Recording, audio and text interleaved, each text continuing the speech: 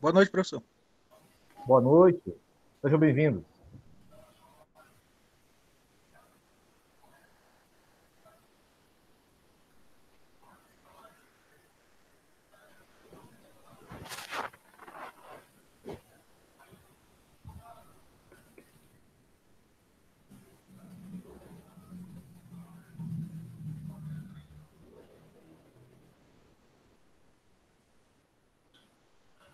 Boa noite, Stefania.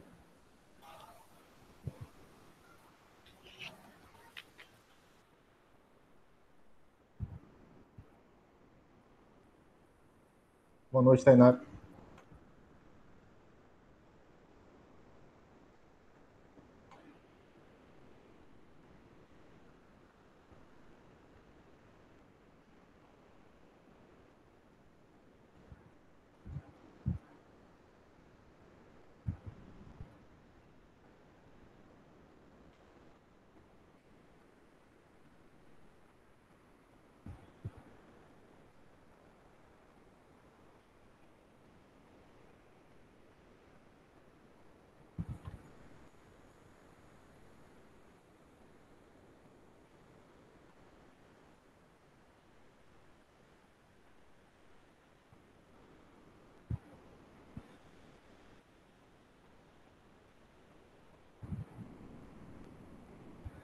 Todos conseguem ver a tela aí da apresentação?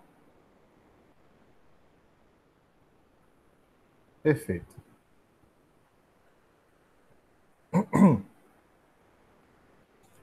Professor, Pois não, querido? eu estou vendo a sua tela, mas eu não sei se só para mim, mas o seu áudio está muito baixo. Então vamos tentar corrigir esse problema do áudio.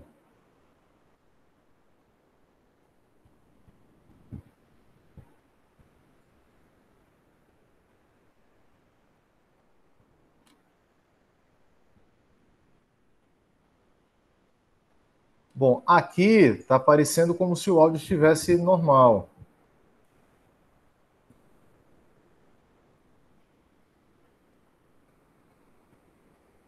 Eu até chequei aqui se estava habilitado o microfone, mas ele está habilitado sim. Melhorou aqui, professor, obrigado. Ok.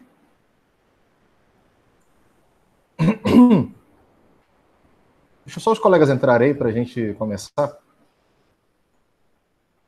Finalmente eu consegui iniciar uma aula sem aqueles atropelos todos.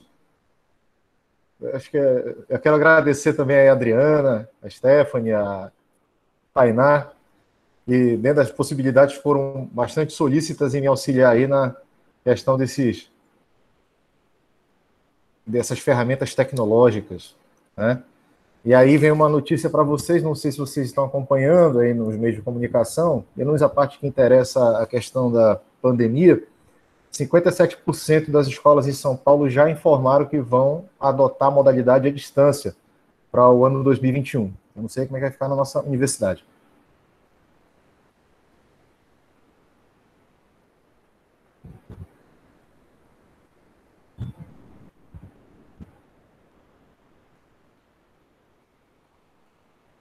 Bom, eu creio que posso começar então. Caso algum colega entre, eu vou verificando por aqui. Professor, o senhor me Oi, escuta? escuto, alto e claro. Oi, professor. Oi, É o querido. seguinte, você comentou, né, dessa situação dos alunos lá em São Paulo que vão adotar, né, a modalidade online. E aí, só desculpa, professor. Eu queria saber se tem possibilidade da UFAM no que vem, já que está sendo discutido agora, né, a situação do planejamento para o ano que vem, se tem condições de ela, pelo menos, abrir um semipresencial após a vacina. Por exemplo, abrir para matérias, assim, que são optativas, de você ter um semipresencial, porque até está rendendo a nossa matéria. Os debates estão rendendo, a aula está rendendo, né? Os alunos estão participando, porque sempre tem... Então, eu acho que não tem tanta perca, né? Por exemplo, em matérias, assim, optativas, né? em outras situações, né?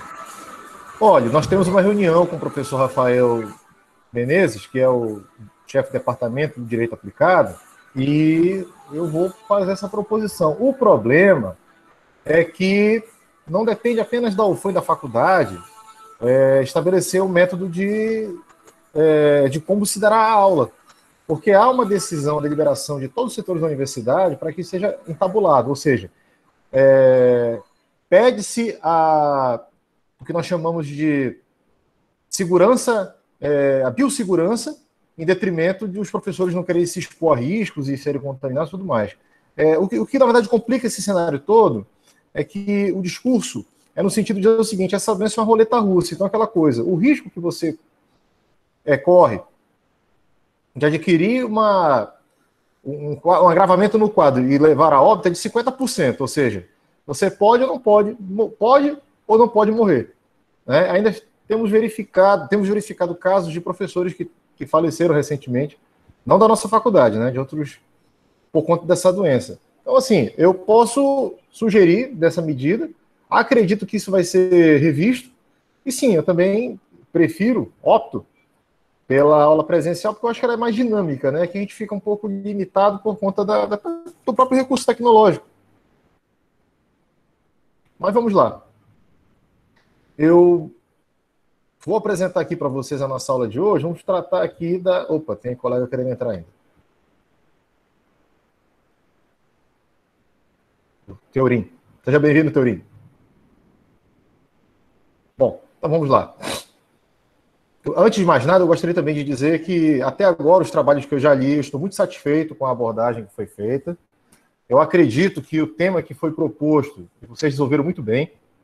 Fico feliz que vocês tenham, sob certo aspecto, até gostado do filme. O filme, ele é bem leve, né? Ele tem um tom, assim, meio de comédia, mas ele, na verdade, retrata uma situação muito séria, né? Pelo menos no que diz respeito à política econômica, de prestigiar os grandes conglomerados econômicos, em especial aquele relativo ao tabaco, a indústria do tabaco, a indústria das armas, a indústria do álcool, né? E tem uma outra, que é a indústria do fast food, né? Isso também é uma indústria gigantesca, inclusive rendeu um filme. Eu acho que esse vai ser o nosso segundo trabalho, mas eu vou analisar dentro da nossa perspectiva aqui de atos de concentração, que é exatamente o nome do filme chama-se Nação Fast Food, né? Eu acho que eu devo ter comentado com vocês. E tem um elenco assim muito bom, até o Bruce Willis participa do filme, né? E é um filme que é uma crítica acerca da forma como a indústria do alimento rápido, né, da comida rápida norte-americana, das lanchonetes, lida com a produção do hambúrguer, né? Você fica assim estarrecido de ver como é produzido o hambúrguer que você costumeiramente... Aqui no Brasil eu não sei, eu não conheço o método de produção, mas eles deixam isso muito escancarado lá, né? A carne que é utilizada para hambúrguer, ela é produzida no México e ela é encaminhada para os Estados Unidos. Só que acontece, como o gado é criado em confinamento, então higiene passa longe, né? Da questão do gado. Isso, Adriana, Nação Fast Food. E aí o que acontece? Tem esse filme e tem um documentário também que trata disso daí. Eles tiveram um problema no sistema de saúde norte-americano com esses hambúrgueres, porque em alguns deles detectaram a presença de uma bactéria chamada E. coli. E essa E. coli, no organismo humano, ela consome a carne humana, ela é uma bactéria canibal. Ela faz mal para a espécie humana. Ela é comum no organismo da vaca, né, dos bovinos, mas no ser humano ela causa esse tipo de problema.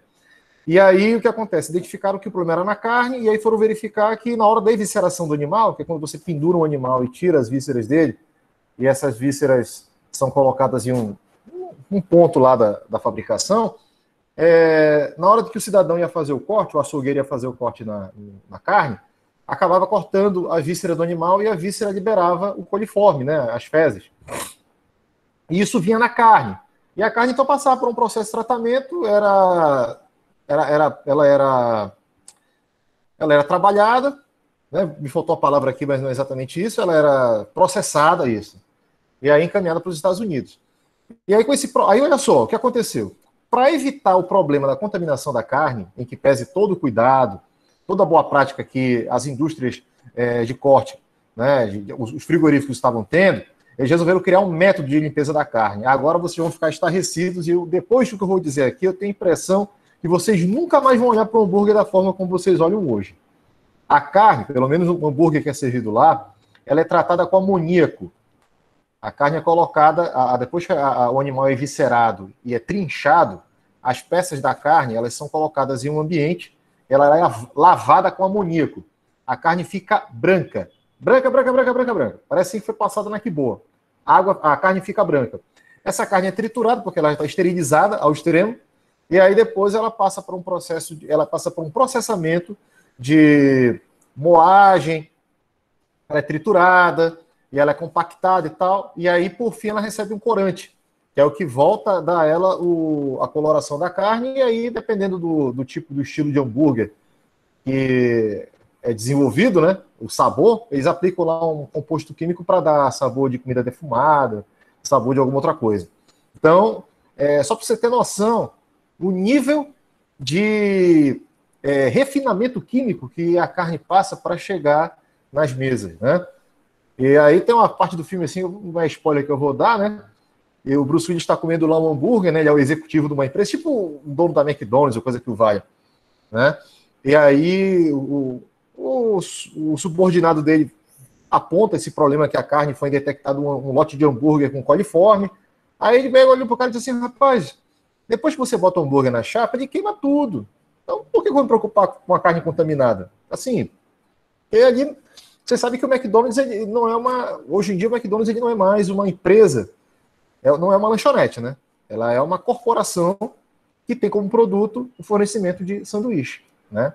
Ela fabrica sanduíche, né? Eu, particularmente, não gosto muito do sanduíche do McDonald's, né? Mas, enfim, feitos esses esclarecimentos, qual é o impacto da indústria qual é o impacto da indústria do tabaco na economia mundial, né, digamos assim? Movimenta bilhões, você está entendendo? É uma indústria centenária, ela subsiste por conta do vício das pessoas em consumir cigarro, né? Por mais que você crie barreiras de censura, né, de inibição do consumo do cigarro, mandando colocar fotografia, dizeres, fazer uma forma ostensiva de propaganda, as pessoas continuam consumindo. Os Estados Unidos proibiu a veiculação, a realização de corrida de Fórmula 1, foi isso? Não, de transmissão, me perdoe, eu estou confundindo aqui.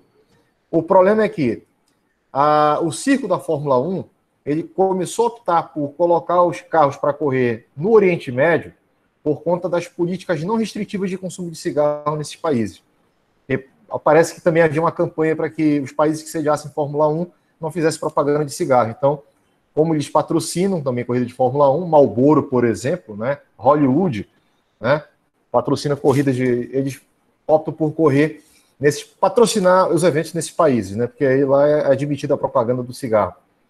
Eu, quando era mais novo, bem mais novo, né, era criança, passava as propagandas da Hollywood, o cigarro Hollywood na televisão.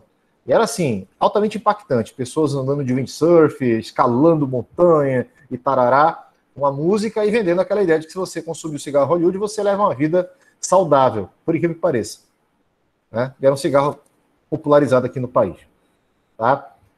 Só para voltar à questão do nosso trabalho, e por conta do filme, né, que o filme foi criado a partir da polêmica gerada pela Philip Morris nos Estados Unidos por conta do alto índice de câncer no pulmão que o governo americano está sendo obrigado a custear por conta do tabagismo.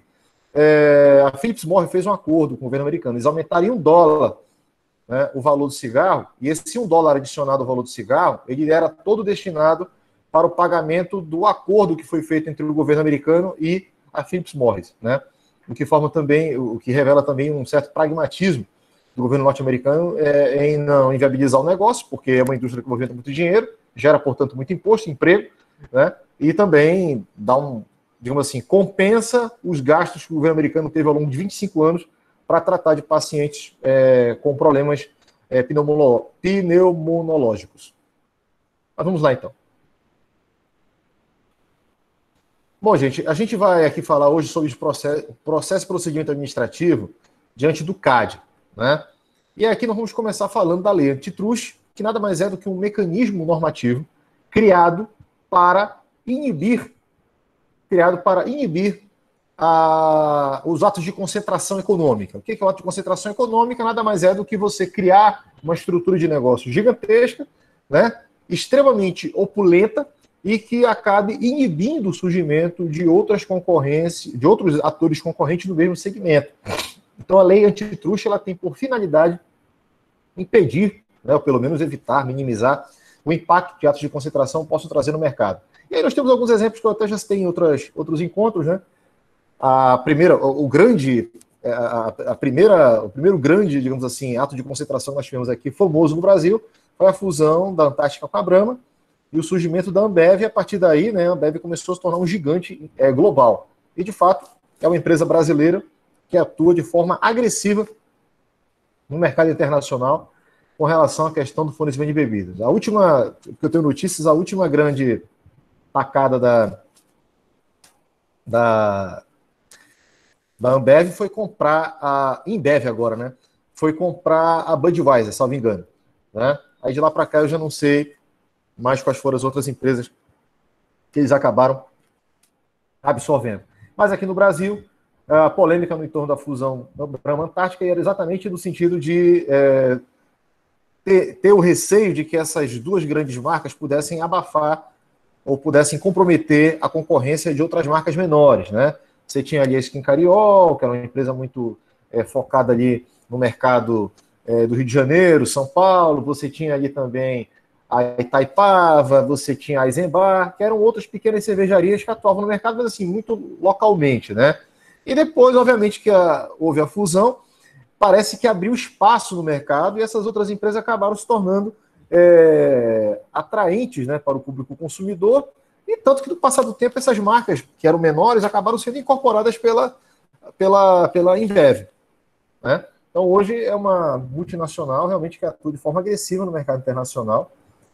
Para nós deve ser motivo de orgulho, né, você ter uma empresa desse tamanho, né? Mérito dos nossos administradores brasileiros, tá?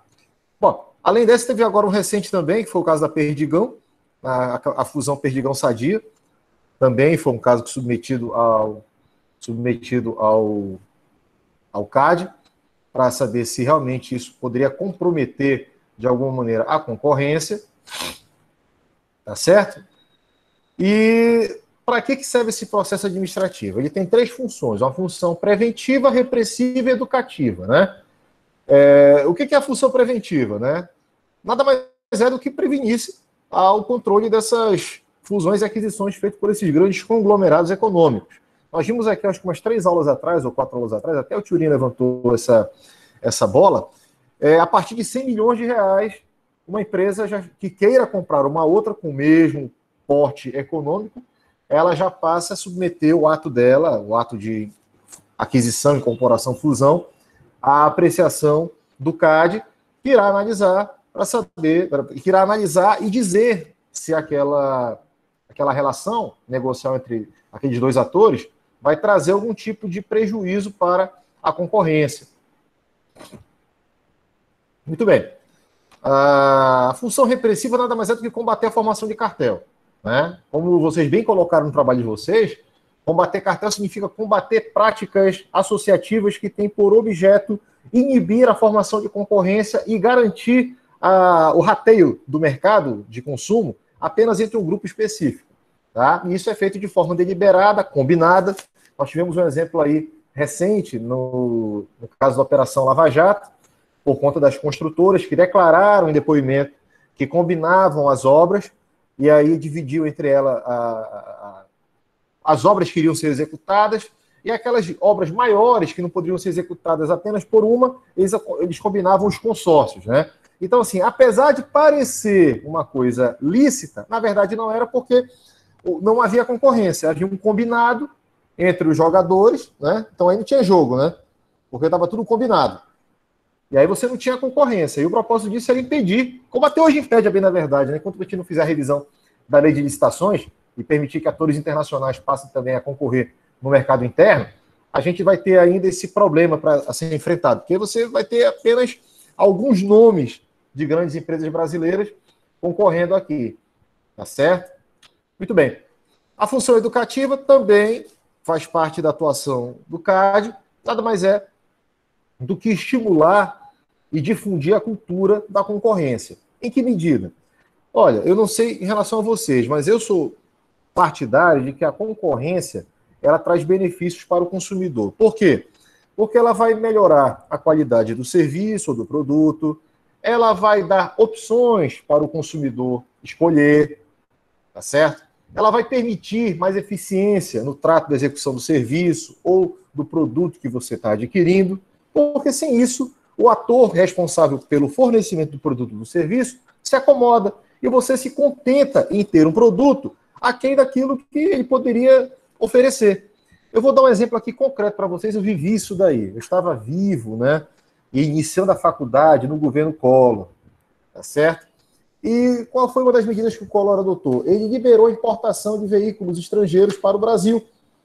Carros que você só comprava no exterior, agora poderiam ser importados para o Brasil, exatamente para quê? Para criar um impacto na concorrência e fazer com que a concorrência criasse vergonha na cara, a Volkswagen, a Ford, né? Criasse vergonha na cara e a Fiat produzissem carros com mais qualidade. Porque até então, e isso é fato, os carros produzidos até 1990 no Brasil eram considerados carroças. Eu não digo aqueles top de linha, né? Tipo um Diplomata, um Santana, né? Que eram carros assim mais refinados e realmente eram acessíveis apenas a um grupo muito seleto de pessoas. Mas se você observar os carros que saíam populares nos anos 90, né? Olhe para um Fusca, olhe para um Fiat 147, né? Olhe para uma Kombi. Eram os carros populares que você tinha, né? Aí, obviamente, depois disso, houve aí uma tomada de iniciativa por parte das indústrias brasileiras e os carros começaram a melhorar. Hoje, existe obviamente, passado mais de 20 anos, você tem hoje uma política global de produção de veículos. Hoje, um veículo lançado no exterior já até anuncia se vai ter a mesmo veículo no Brasil e tal, então já não existe muito essa discrepância, né? O público se tornou mais exigente, tá certo? E isso eu acho sensacional, porque você tem condição de comprar um carro bom, né, a um preço relativamente baixo, né? Muito embora hoje, o que eu digo que é preço relativamente baixo não deve ser nada menos do que R$30 mil, se você estiver falando da compra de um veículo 0 quilômetro, né? Mas como eu não me rendo a essa política dessas montadoras de aumentar abusivamente o preço dos seus carros, esse professor que vos fala, se limita a comprar carro de segunda mão. Eu só compro carro de segunda mão, porque sai mais barato. O seu carro, quando você compra e sai da concessionária com ele, você perde de cara 15% do valor venal do veículo. Deprecia de imediato. Então, eu estou comprando, vamos supor, compro um carro que vale R$100 mil. Eu tiro da concessionária que está valendo 85. Eu perdi R$15 mil só por ter entrado no carro e tirar ele do pátio da concessionária. Olha o prejuízo que eu estou tendo. Fora a questão relativa a IPVA, a manutenção do veículo, colocar combustível e uma série de outras coisas. Quando você vai para um carro de segunda mão, com 3, 4 anos de uso, ele ainda está em boas condições, né? Você tem um carro que sai pela metade do preço de um novo. E outra coisa, se você não tiver condição de pagar à vista, existem linhas que subsidiam, linhas de financiamento que são subsidiadas, melhor dizendo, para que você compre a um juros menor. Enquanto um carro você vai aplicar um juros aí de 1,6, 1,8, um carro usado você vai aplicar 0,8, 0,9, 1. Né? Então você tem relativa vantagem. Né? Isso também faz parte de um programa de governo cuja finalidade é fazer com que você tenha condições de comprar um veículo seminovo, ao invés de gastar dinheiro num veículo novo.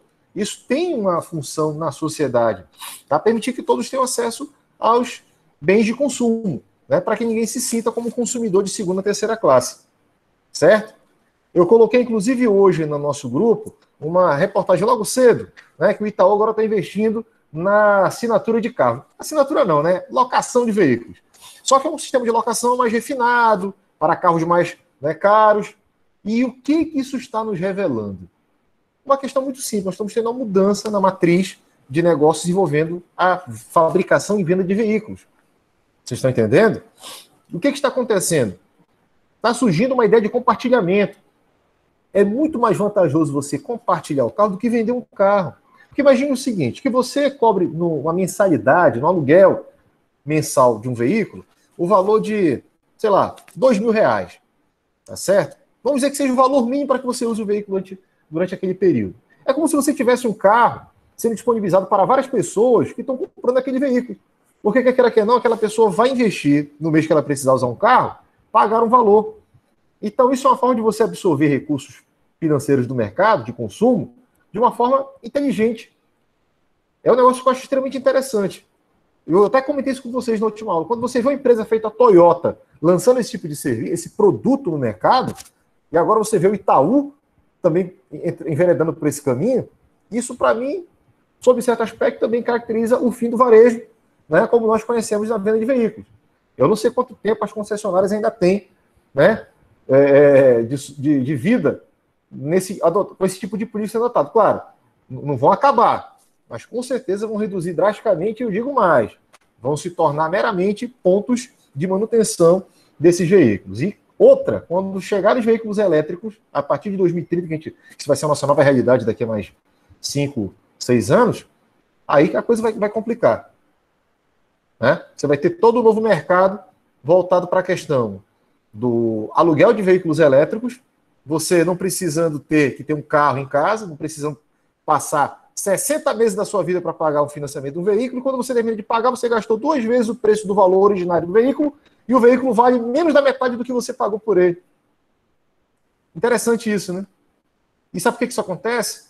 Porque as montadoras verificaram que em países como o nosso, em que a renda não é muito alta, é um bom negócio você abrir linha de crédito, cobrando um valor elevado pela concessão do crédito, permitindo que a pessoa tenha acesso a um bem de consumo durável, como é o veículo, e a pessoa passa 60 meses pagando aquilo ali, o valor originário de 30 mil acaba virando 60, 70, e quando você termina de pagar, o seu carro está quitado, além de estar bastante depreciado, ele deve estar valendo 30% do valor originário, ou 50% do valor originário. Você perdeu preço de mercado. Então você perdeu por 2 aspectos, porque o seu carro perdeu valor e porque você desembolsou além do necessário. A vantagem econômica de você ter uma assinatura de veículo é você usar o veículo durante um certo período de tempo e não ter que se preocupar com manutenção, não ter que se preocupar com quilometragem, né, seguro, entre outras coisas. Observe e vejam as vantagens desse tipo de política econômica. Tá certo? Mas vamos lá. Isso é só para uma reflexão, tá, gente? Bom, avançando aqui. O CAD ele surge como uma inovação oriunda da Lei 12.529, que criou o Sistema Brasileiro de Defesa da Concorrência. Observe, o CAD não é uma agência reguladora, ele é uma agência de defesa da concorrência, ele não controla a concorrência, ele apenas defende o Instituto da Concorrência. Se defende o Instituto da Concorrência, eu posso afirmar mais uma vez que a nossa Constituição da República, artigo 170, ela é uma Constituição de viés liberal, em que pese o poder público reservar para si a possibilidade de intervir de forma pontual e estratégica em determinados segmentos da economia, como, por exemplo, a criação de políticas públicas, o controle, né, de monopólios, entre outros. Tá certo? Então, dentro dessa perspectiva de ser o CAD uma agência de defesa da concorrência, tá certo? O que o CAD tem por, digamos assim, missão? Diz o artigo 88 da Lei 12.529. Serão submetidos ao CAD, pelas partes envolvidas na operação, os atos de concentração econômica em que, cumulativamente, ou seja, quando você encontrar, né, em conjunto, parágrafo 2º, controle dos atos de concentração. O colega está querendo entrar aqui. Controle dos atos de concentração, de que trata o caput do artigo 88, né? Será prévio e realizado em no máximo 240 dias a contar do protocolo da petição ou da sua emenda. A parágrafo 3º, os atos que subsumiram o disposto do caput deste artigo não podem ser consumados antes de apreciados os termos deste artigo e do procedimento previsto no capítulo 2, título 6 desta lei, sob pena de nulidade, sendo ainda imposta multa pecuniária de valor não inferior a R$60 mil e nem superior a R$60 milhões, a ser aplicada nos termos da regulamentação, sem prejuízo da abertura de processo administrativo, nos termos do artigo 69 desta lei. Vou explicar. Toda vez que você pretende adquirir um conglomerado econômico, você é um ator econômico ostensivo no mercado e quer adquirir um outro ator econômico ostensivo no mercado, antes que esse negócio se consolide, você tem que apresentar um pedido, pedindo autorização, requerer que o CAD autorize a realização desse negócio. E você não pode confirmar isso para o mercado enquanto o CAD não autorizar. Pelo que nós vemos aí, o CAD tem 240 dias para analisar o impacto econômico dessa fusão, dessa aquisição, desse negócio envolvendo dois atores econômicos grandes, e a partir daí, em verificando que não haverá afetação da concorrência, então eles autorizam. Do contrário, caso isso seja feito sem a aprovação do CAD, aplicação de multa e declaração de nulidade dos atos que foram praticados sem a concordância, sem autorização do CAD. Nulidade significa o quê, minha gente? Relembrando aí os nossos conceitos básicos de direito civil, simplesmente o ato não produz efeito algum, né? Porque é nulo. E a nulidade do nosso Código Civil, ela produz efeitos que? Ex tunc, ela vai desde a origem, né?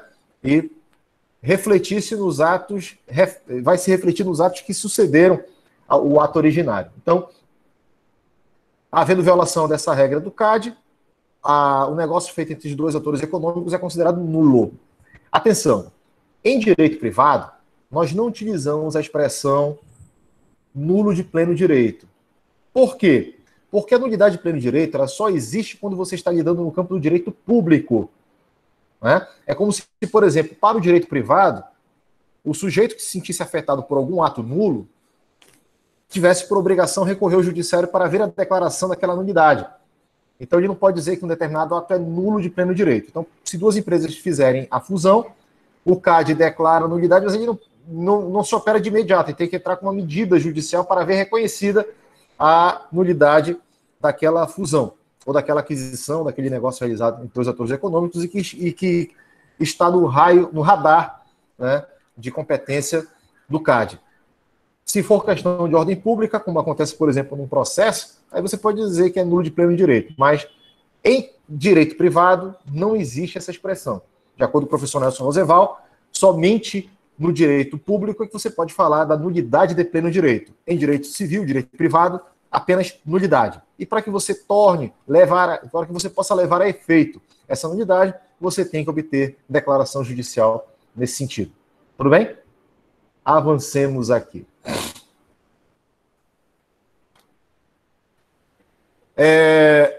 Ainda sobre a questão dos atos do CAD, no que diz respeito à análise dos atos de aquisição, fusão, concentração e assemelhados, tá certo? Todas as vezes que você estiver lidando com ato de aquilo que é considerado o gênero ato de concentração, né? Pode ser a compra, fusão, aquisição, entre outros. Então, reforçando aqui, toda vez que você lida com a expressão ato de concentração, você está falando do gênero do qual aquisição, fusão, cisão representa o quê? A espécie, tá bom? Bom, as notificações dos atos de concentração devem ser preferencialmente protocoladas após a assinatura do instrumento formal que vincule as partes antes de consumado qualquer ato relativo à operação. Bom, no mundo dos negócios, as partes vão assinar um protocolo de intenções sinalizando a possibilidade de virem a se fundir, vão criar algumas salvaguardas contratuais para que não sofram nenhum tipo de surpresa desagradável após a conclusão do negócio, mas enquanto o CAD não se manifesta, existe aí uma condição suspensiva que impede que essas partes possam finalizar o negócio, porque a condição suspensiva é exatamente o quê? A manifestação do CAD acerca da legalidade ou não, ou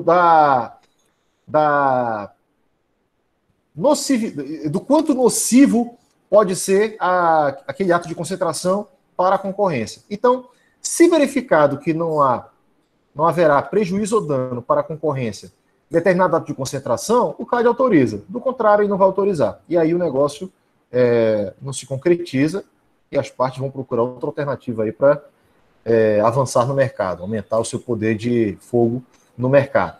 Tá certo? Muito bem. O prazo de 240 dias, mas nada impede que esse prazo seja estendido por 60 dias, se as partes entenderem, né, que deve haver essa necessidade, tá? Ou caso o tribunal, por meio de provocação de uma delas, entenda, também pode estender isso até a 90 dias.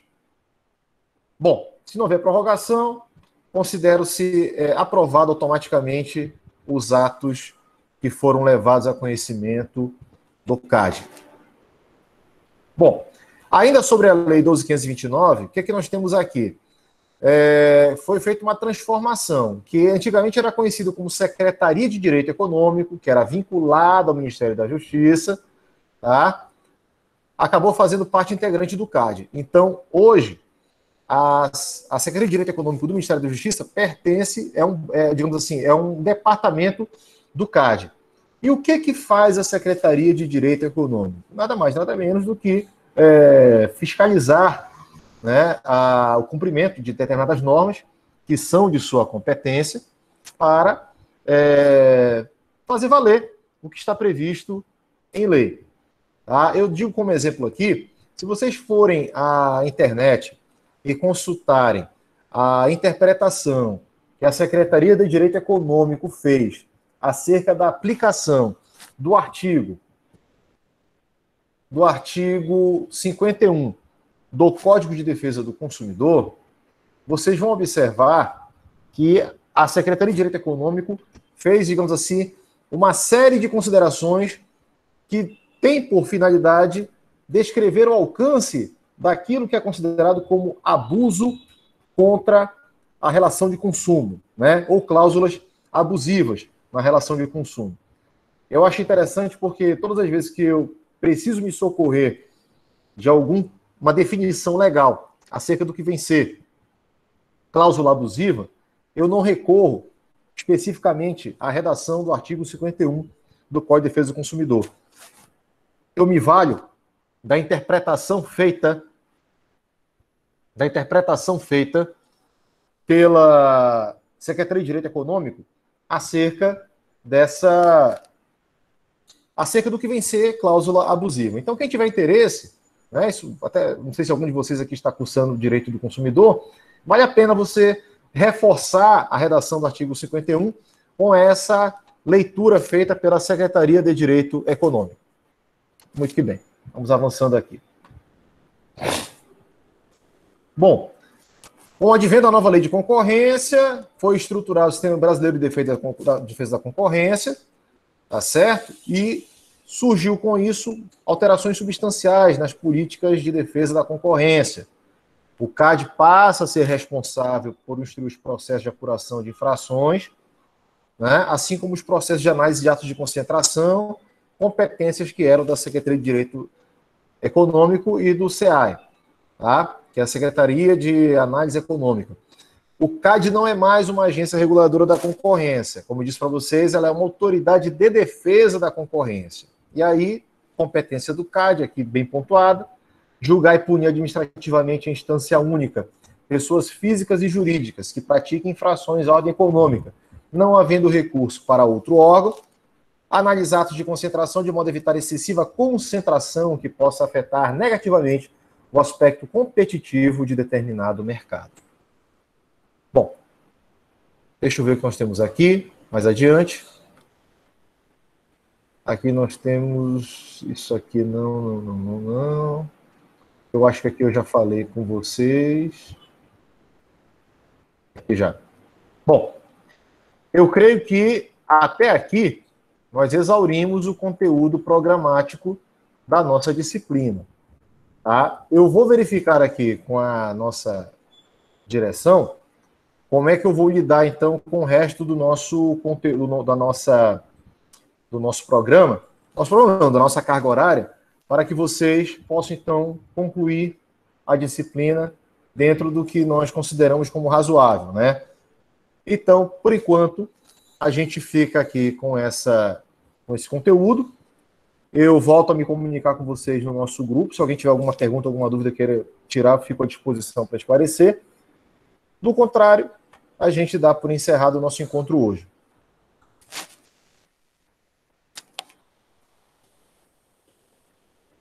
Tem uma pergunta?